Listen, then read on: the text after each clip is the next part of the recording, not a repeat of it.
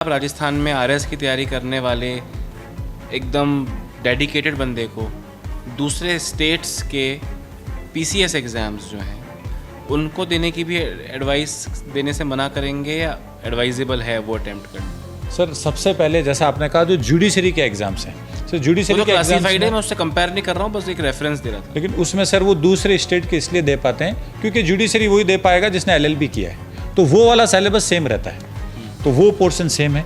Language में Hindi English आती है वो सेम है, स्टेट की अपनी लैंग्वेज आ जाती है वो पोर्शन अलग है, और स्टेट के जो लॉ हिंदी भाषी बिल्कुल सर हिंदी भाषी प्रदेशों में भी जैसे 8वीं अनुसूची में अगर कोई भाषा है तो उसका पेपर जैसे गुजरात वगैरह में ले लेते हैं। आरएस के एग्जाम में सर या स्टेट पीसीएस की अगर हम लोग बात करें तो इसमें सर क्या रहता है, हर स्टेट में पैटर्न अलग है, कहीं पे ऑप्शनल पेपर अभी भी हो रहा है।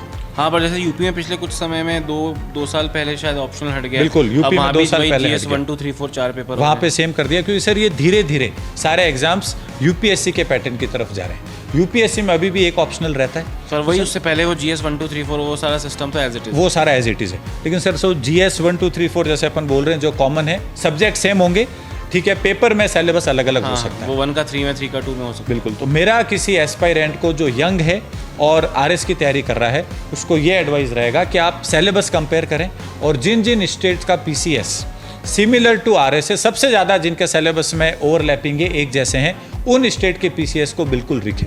लेकिन सर इसमें एक क्राइटेरिया ये है कि आरएस का एग्ज़ाम देने के बाद आप राजस्थान में ऑफिसर बनते हैं। जैसा आपने कहा डायनामिक एग्जाम है, आरएस एक पोस्ट का नाम है, आप आरएस बन सकते हैं, आरपीएस बन सकते हैं, अकाउंट सर्विस में तहसीलदार, बहुत सारी पोस्ट है।